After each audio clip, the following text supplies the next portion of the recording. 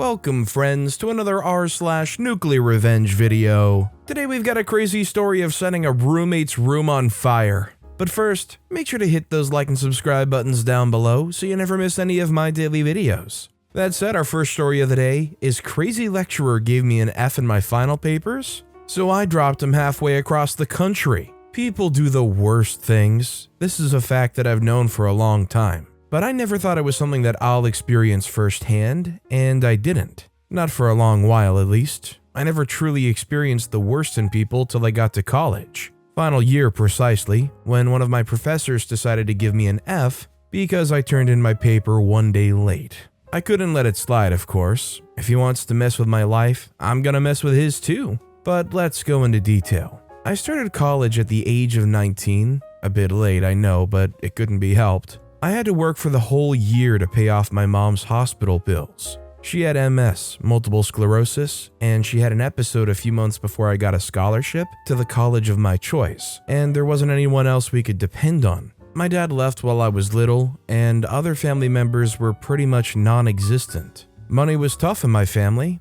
I guess that's why my dad left. That or he didn't want to deal with having a kid, or a wife with MS. That's why I had to step up. She's all I got. Anyways, when my mom got strong enough, she returned to work, and I finally went to school. The first few weeks were fun. As a first-year student, you didn't really have much to do but go to frat parties, get drunk, and wake up in a stranger's toilet with no recollection of what happened the day before. This was exactly how most of my first year went. And because of the fact that I was an outgoing person, also a football jock, I had a lot of friends and over a dozen love interests. I was even loved by a lot of professors. By the end of the first semester, I got initiated into one of the frat houses on campus, got bumped up to starter on the football team, and even started dating one of the hottest girls I've ever seen. Life was good. Well, that lasted until I got to the second year. My second year in college was way different from my first year. Our courses became more demanding, and I had to spend a whole lot more time with my books. I didn't know this at first, and I thought the whole of college was supposed to be fun. I got a D- in one of my major courses, and I got the scare of my life. It got so tough that I wanted to leave. I wanted to just quit and get it over with, but I couldn't. I'm not doing it just for me. My mom's also depending on me, and I couldn't let her down. Anyways, when I got that D-, I started to spend more time in the library, away from friends, and even football. I tried to make my education my top priority, and I even got a new circle of friends who helped me study. I gradually started to improve my grades, and by the end of the second year, I felt I was gonna be okay. And yeah, most of the third year was good. I went back to consistent football practice and even my friends, and it didn't affect my grades. One time I was invited to a party, and I met a whole bunch of people. We drank and talked throughout the night. When they stood up to leave, one of the guys gave me his phone number and told me to call if I'm having problems of any sort. I found that odd because I just met these guys, and they sort of looked like they were in a gang or something. I didn't think I'd need to be calling him. I didn't have problems, not there at least. I saved his number anyways.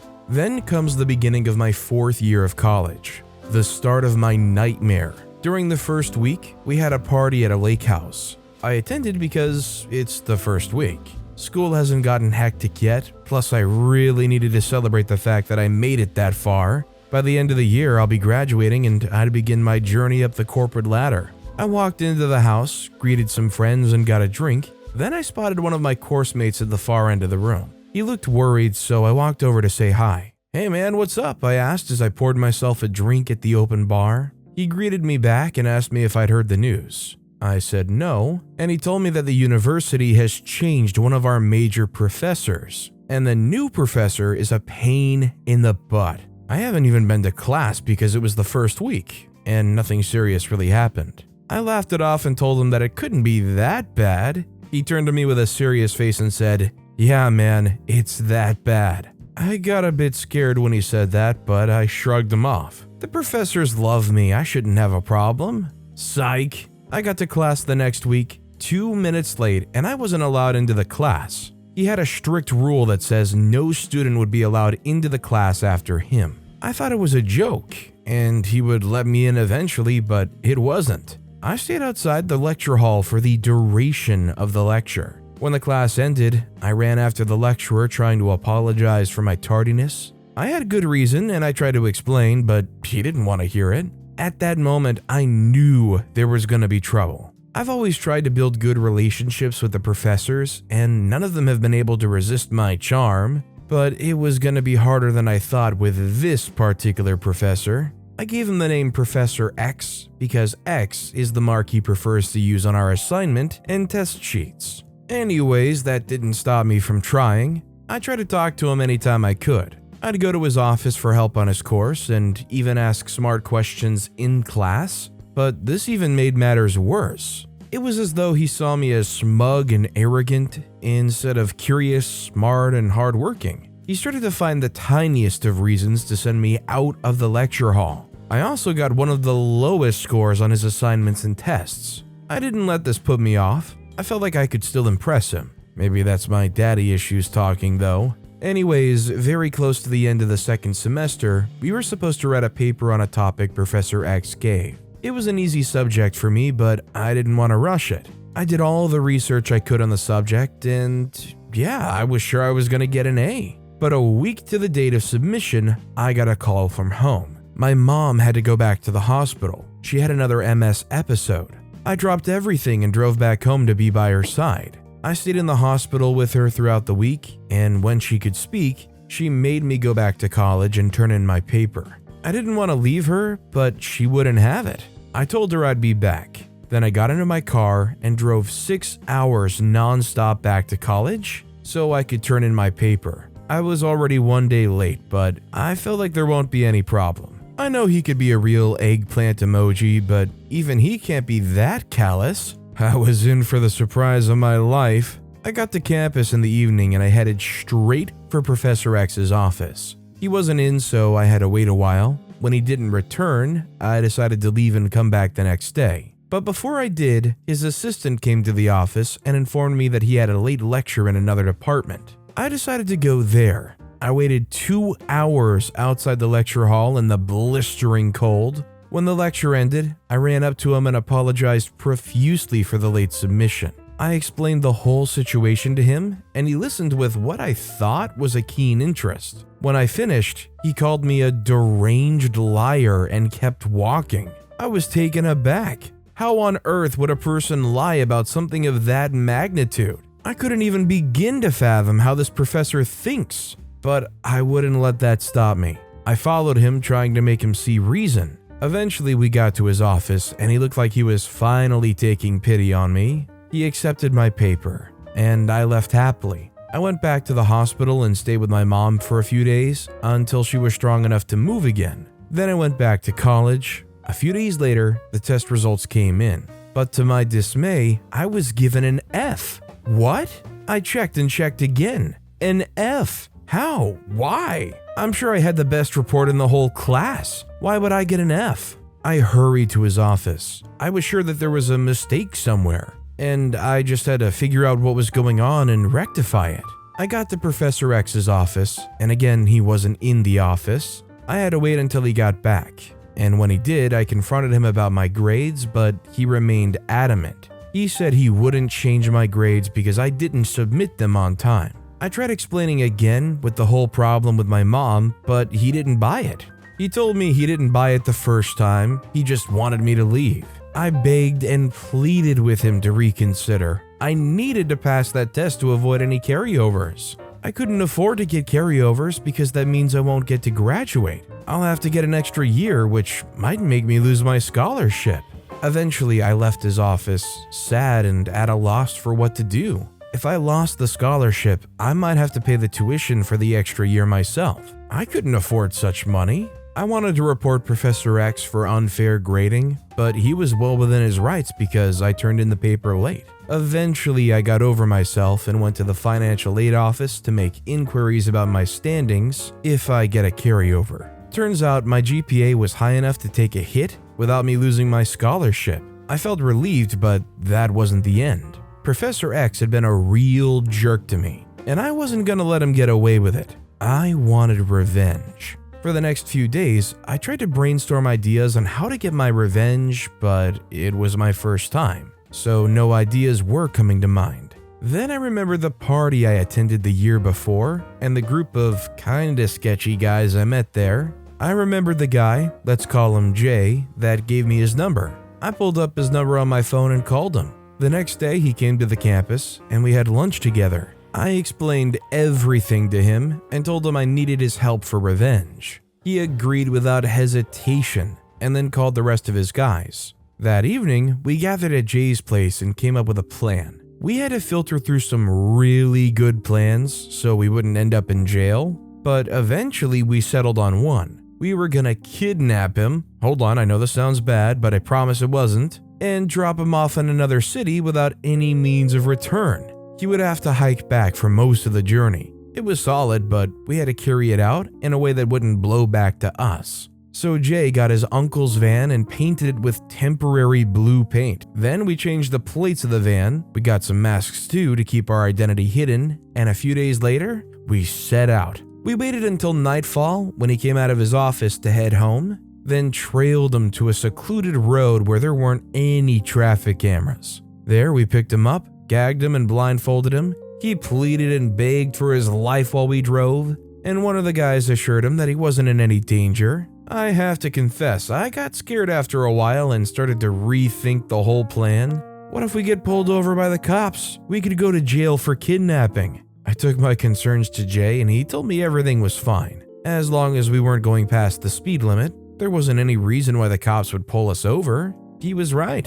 After an 8-hour journey, we got to the Great Ohio Desert and pulled over. It was dawn already, so we got him out of the van. He was so scared that I nearly fell over in laughter, but I couldn't. I was wearing a mask, but he might still recognize my voice. I couldn't risk that, so I stayed silent. Jay and the rest of the guys collected his wallet, then destroyed his credit card. They took out the cash, then gave him back the empty wallet. Then they told him where he was and how to get home. When they told him to hike home, he couldn't believe his ears. He watched in amazement as we all got in the car, leaving him in the desert. It took him 6 days to get back home, and when he did, he looked like a refugee from a warring country. I didn't see him though, that's what his assistant said. He had to be hospitalized, of course, and we didn't see him back on campus for over a month. When he came back though, he had to quit because he suspected that he was kidnapped by students, but he didn't know which student it was, and he was scared that it might happen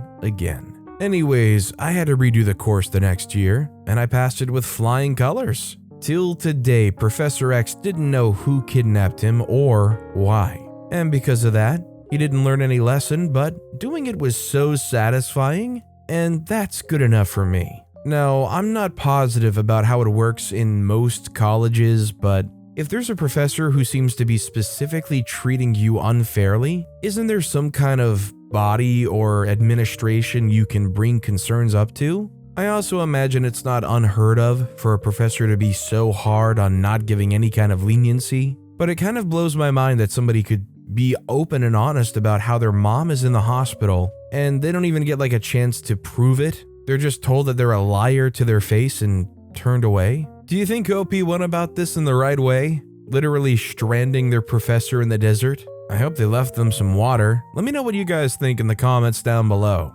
That said, our final story of the day is I set my roommate's room on fire. First things first, things got a lot worse than I intended, and I promise I'm not an arsonist. You'll understand later. I knew there were risks when I decided to move in with someone off a Craigslist ad, but I always remind my friends that I was desperate whenever they bring it up.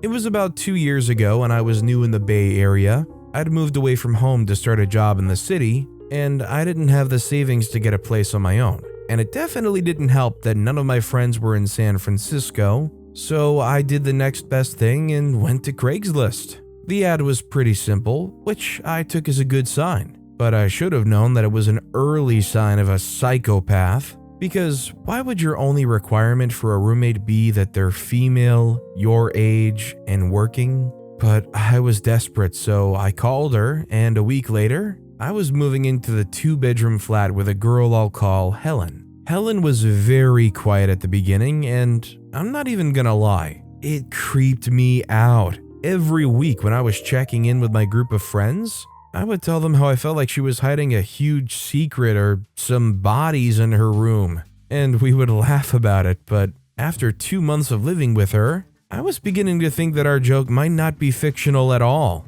On Thursdays, Saturdays, and Sundays, Helen was gone for hours, and whenever she returned, which was usually after midnight, she spent the rest of the night in her room. Then the next day, she would wake up at 12 p.m. and start meal prepping for the week. That was another thing I never understood about Helen. She was a fitness freak. She went to the gym 4 times a week and she ate like a 3-year-old. Anytime I bought pizza or invited my new friend from work over for a movie and we had popcorn, she would squeeze her nose in disgust and spray the house whenever I was done eating. Later, she would approach me and, of course, quietly, tell me that I was killing myself by eating those things. But I wasn't bothered by these things because I thought they were just typical insensitive comments that had no weight. But at the 2-month mark of moving into the flat with Helen, she started to get really annoying. I would stock up part of my fridge with cheese and cream and all the stuff I like to eat, and she would throw out my stuff, claiming that she thought they were things she accidentally bought. And when I told her they were things I kept in my part of the fridge, which is something we did so groceries don't get mixed up, she would tell me she forgot which section was hers and which wasn't. At that point, I was getting tired of her antics, but breaking the lease would have meant paying all the money I'd saved for getting a place of my own, and I would be back at square zero. So I decided I would just live with it for the rest of the 10 months on the lease, and when I got a salary review, I could leave her and her weirdness behind. Then there was the issue about my friends. When I first moved into the apartment, I took my calls out on the balcony so I didn't interrupt the never-ending quietness in the house whenever Helen was home. I had seen the way she looked at me whenever I had music playing in the living room or had movie night with Sadie, my friend from work, so I was doing everything not to have issues start up with Helen.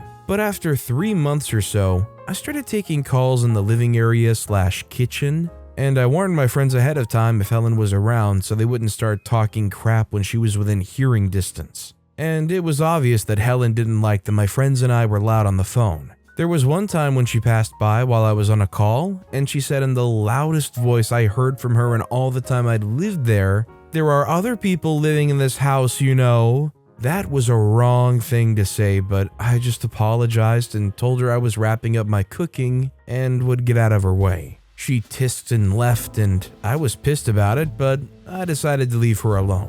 It wasn't that I hadn't tried to be friendly with her, but after asking if she wanted to grab a meal, go for drinks, see a movie, or go to a concert for weeks after moving in, I decided that we were not going to be anything but roommates. And the arrangement worked fine. I didn't know anything about Helen other than the fact that she always had her bills paid on time, and she was high on fitness. I didn't even know what she did for work, and when I asked, she said it doesn't matter as long as she could pay her part of the bills, so I never asked. But then I found out, and it made her mad as heck. Sadie and I went on a bar crawl one particular Saturday with some guys we had met the previous weekend, and we were entering the crawl at this dive bar the guys had suggested.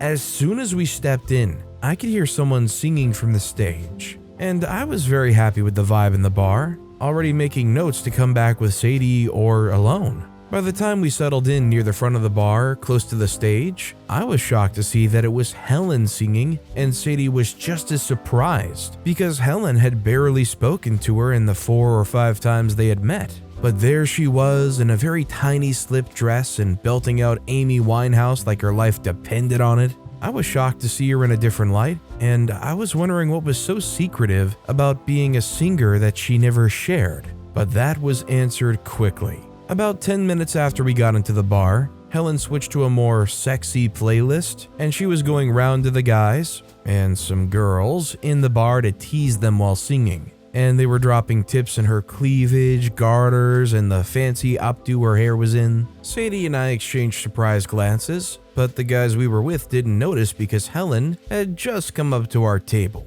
As soon as she saw us, we could see that she was uncomfortable that we had found her, but she went about her business. By the time she was back on stage, Sadie and I were chatting with the guys, and one of them said something super funny, but Unfortunately, Sadie and I started laughing just as I looked up and caught Helen's eyes. And I knew she thought we were laughing at her, so I gave her a thumbs up, but it must have worsened the situation because she had a stony expression and switched to a playlist of angry love songs. But I was having too much fun to overthink it. By the time I got home the next morning, yes, the crawl/date had a happy ending. I was sober enough to realize that the air was tense as Helen was meal prepping in the kitchen. After locking the door and hanging my coat, I said, "Morning, Helen. You were wonderful last night. I didn't know you were a singer." Instead of answering, she turned around and said, "I don't know who you think you are. You think you're so special because of your friends and boyfriends and think you can stalk me to my place of work and make fun of me all night." And I was just dumbstruck. Where was this coming from?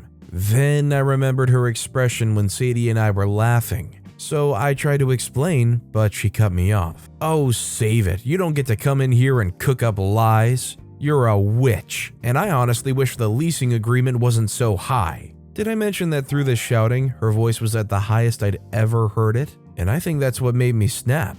"You know what? I've had enough of you. The nerve to call me a witch when you're the one who's been acting like a creepy jerk for the past 3 months and making my friends feel uncomfortable with all your weird crap.